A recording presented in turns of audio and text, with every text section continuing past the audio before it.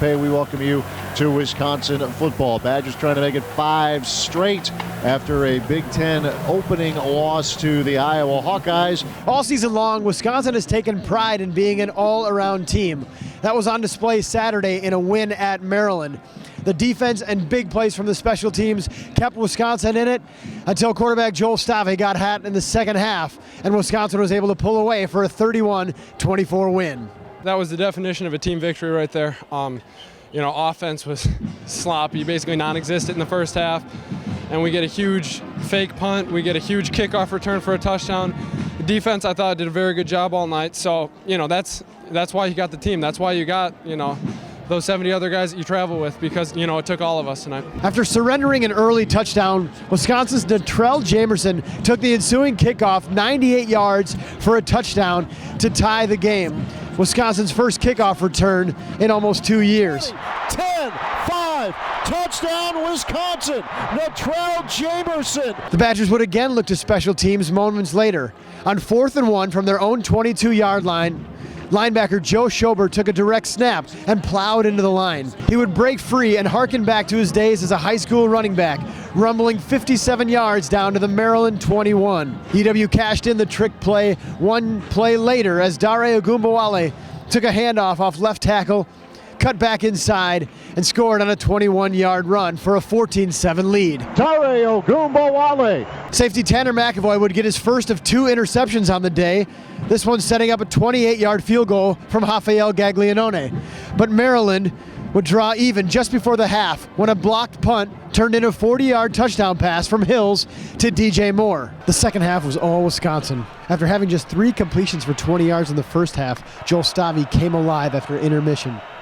On the second drive of the half, Stave went 4 for 5 for 63 yards, hitting 4 different receivers, including a 12-yard hookup with McAvoy inside the Maryland 5. From there, freshman Alec Ingold pushed into the end zone for a 24-17 advantage. We knew there was stuff out there. We'd watch them on film. They were the same group that we'd seen on film. We just had trouble finding a rhythm. We weren't on the field very much in the first half. So, it was tough for us to find a rhythm. It was tough for us to really get rolling. But once we were able to convert a couple third downs, sustain a couple drives, and, eventually punch it in the end zone, that was big for us. When UW's defense forced a 3-and-out, a razor-sharp Joel Stave was back at it again. This time the senior quarterback went 5 for 5 for 80 yards on a drive, capping it with a 7-yard touchdown pass to Ogunbowale. UW's 31-17 lead would hold up until the final minutes.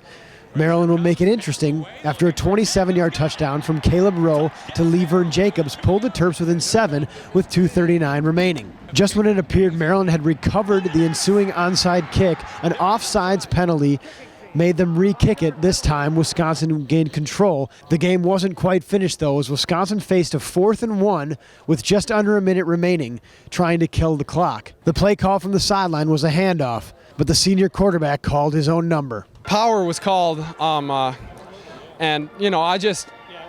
thought I had it. I looked out there and saw, a nose, a 3-tech, a linebacker at about 4 yards.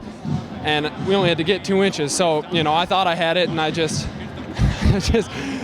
took it. And I think that's just playing smart football, trying to take what the defense gives you. A Wisconsin defense which entered the game ranked number 1 in the nation in scoring defense held the Terps to just 7 second-half points. In addition to McAvoy's 2 interceptions, Jack Sitchie led the way with 10 tackles, including 2 sacks and 3 tackles for loss. On the offensive side, Joe Schobert actually led the Badgers in rushing with his 57-yard rumble, but Alex Erickson hauled in 5 catches for 83 yards to pace the receiving group. Wisconsin now moves to 8-2 on the season and 5-1 in Big Ten play, and they'll head into their bye week on a high note after a 31-24 win over the Terrapins in their first ever trip to College Park, Maryland.